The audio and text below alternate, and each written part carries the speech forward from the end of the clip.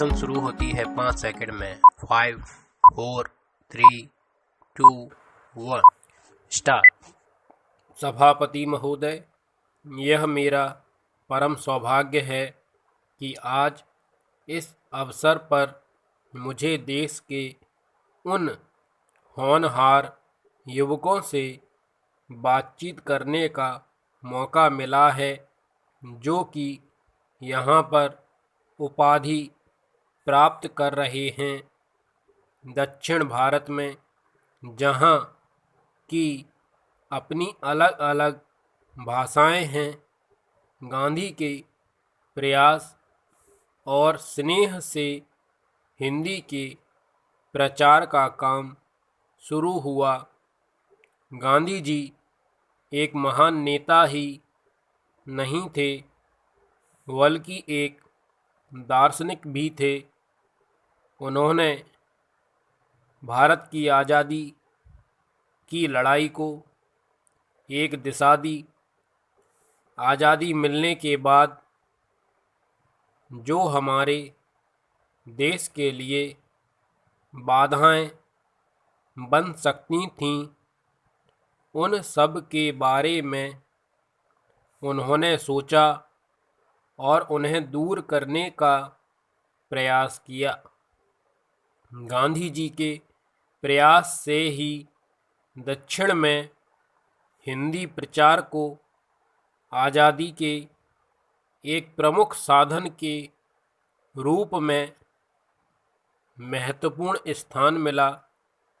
भारत की आज़ादी की लड़ाई में ऐसे अनेक साधनों का प्रयोग हुआ जो देश की एकता के लिए महत्वपूर्ण थे।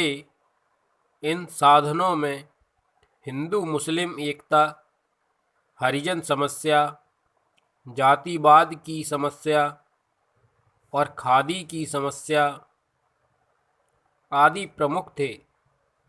इन सब साधनों के साथ हमें हिंदी को भी माना। यह इसलिए आवश्यक था कि अपनी भाषा के बिना कोई भी राष्ट्र उन्नति नहीं कर सकता।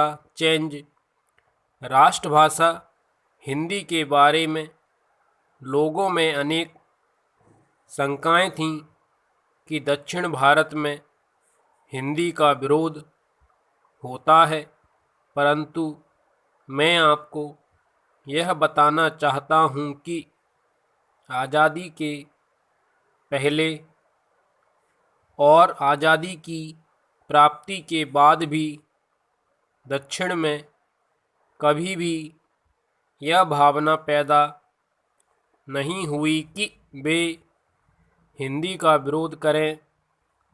कुछ राजनीतिज्ञों ने अपने स्वार्थ के लिए भाषा को एक राजनीतिक साधन के रूप में अपनाया और जनता को गुमराह करने का प्रयास किया।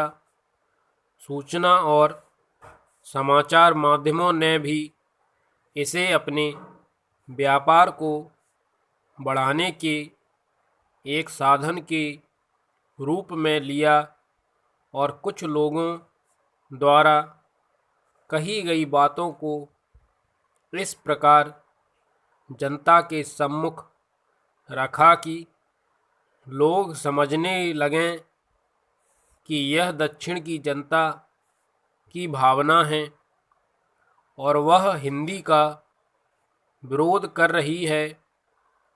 यह ठीक है कि उस समय यदि तुरंत सारा काम हिंदी में करना आरंभ कर दिया जाता तो दक्षिण ही नहीं, देश के अनेक भाषा भाषी लोगों को भी असुविधा होती।